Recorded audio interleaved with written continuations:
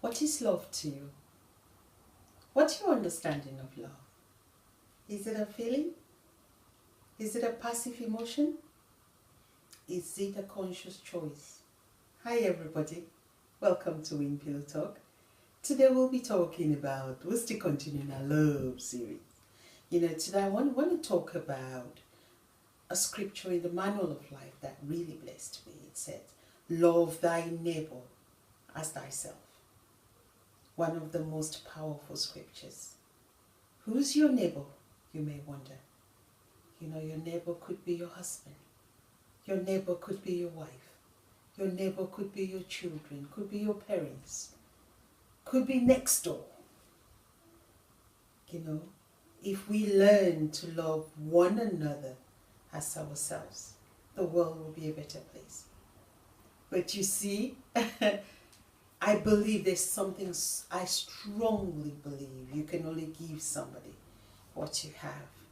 The problem we're facing is that we constantly are looking for love from the outside. We are looking for something. That's why they've written so many books, music, people. Nobody has answered the question. Why? Because we're looking for love on the outside. But it's inside. You are love. I am love.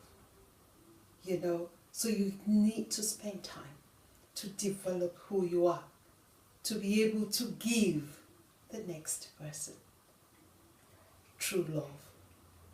You cannot give somebody something you don't have. I know along the way is a part of life we've been scarred through feelings, betrayal, parents, upbringing, teachers at school, partners, relationships, governments. So we all walk from a place of brokenness. We all walk. This Manual of Life says a heart that is desperately wicked and cunning. So we all start from a position of looking for love out there, which is based totally on the feeling. And love has become so passive. People these days, women would give their body because they want to buy a handbag to impress somebody. Men will give the same their body to get a suit because they want to impress somebody. Let me ask you a question. If you take the handbag away, you take the suits away, would you love you? That's your test. Would you love you? Or are those things, the external things that are making you feel you're loved? If the houses go, if the cars go, if the looks go, would you still love you? That's the most important question we all need to ask ourselves. How much do I love me? Because we're expected to love somebody else as we love ourselves. And if we cannot love ourselves, you can't give something you don't have. And that's why we continuously look for somebody. And by the time you realize that person as well is coming to take something that you're offering, but they really don't really love you. When we know that, you'll be very careful of how you value yourself, of what you think about yourself. Growing up as a little girl, I always heard women, especially women, they make statements like, when I grow up and I get married, I'll be complete. And that mindset has stayed with a lot of women, always thinking marriage is going to complete them. A child is going to complete you. A job is going to complete you. A relationship is going to complete you. Let me ask you something. Who buys a half car? Who buys an incomplete car? Who goes to the supermarket and buy an incomplete cereal box? Who buys half an incomplete plantain? Who buys anything incomplete? None of us do. So when you start to value yourself and know you're already complete, and know that when somebody sees you, they see the diamond out of you. Why is diamond so scarce? Not everybody can afford a diamond. Because of the value. If you value yourself as a diamond, that's what you'll send out, and that's how people will value you. But when you value yourself as the costume jewelries, which are £1 very cheap, that's how other people would value you. And because that's what you're sending out there. When we, human beings, men, women, youths, start to value ourselves, start to put a price tag on who you are.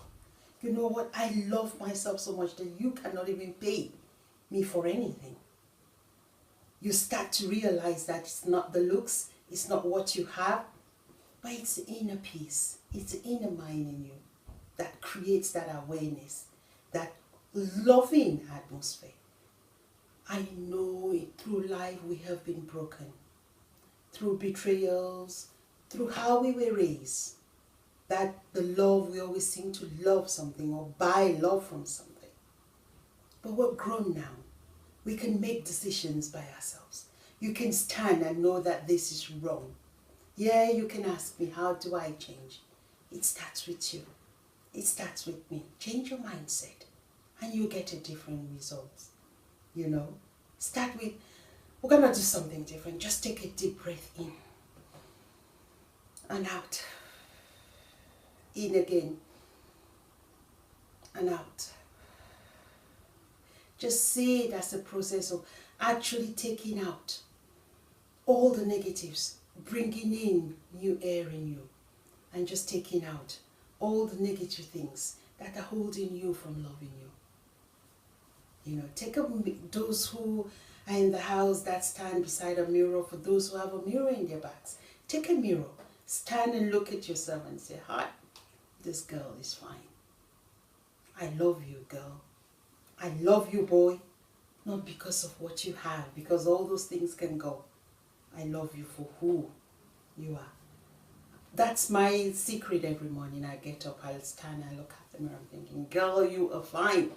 You are beautifully and wonderfully made. I love you. I really don't care whether you believe me or somebody believes me or they think I am. I know I am. Not in an arrogant way, but in a beautiful way that because I love me, I am able to give some other person love. Because I love me, I am able to be kind to somebody. Because I love me, I'm able to be patient with me. It didn't take me a day to get to a position of loving me. It took a lot of time. By you just saying, this girl is fine, this man is handsome, it's not going to change the negative thoughts that are in your head instantly. No, it's not a quick fix. It's something you choose consciously to do daily, just like you dressing up every day. And one day you'll get up, and that would just be the shift mindset. Yeah, the negatives will come. Yeah, once you say it, and the negatives will say, no, you're not handsome. No, you don't have a job. No, you don't have children. No, you don't have a man. No, you don't have money.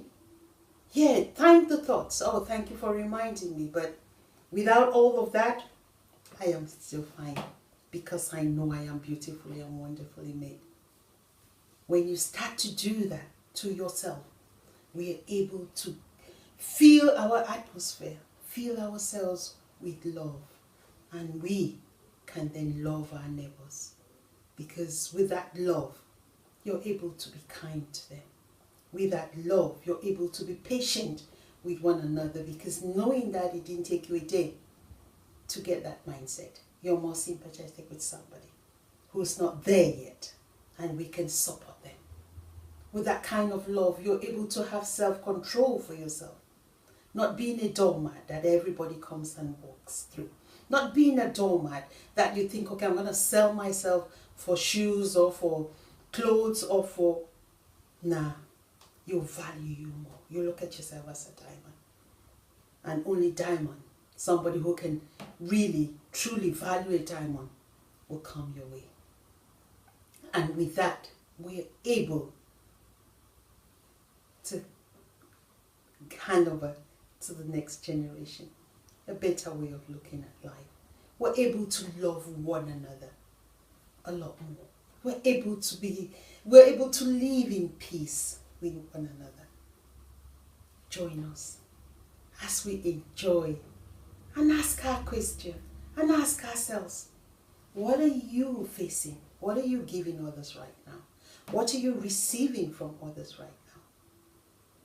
Ask yourself, could this be love? Join us as we dig deep. You, me, so that we're able to hand to the next generation a better way of doing something, a better way of life. The next series, we're moving into the spiritual series, the spiritual love. I'm excited. I hope you are. Join us as we dig deep and walk through it and ask ourselves questions along the way. Thank you so much for joining me. Bye-bye.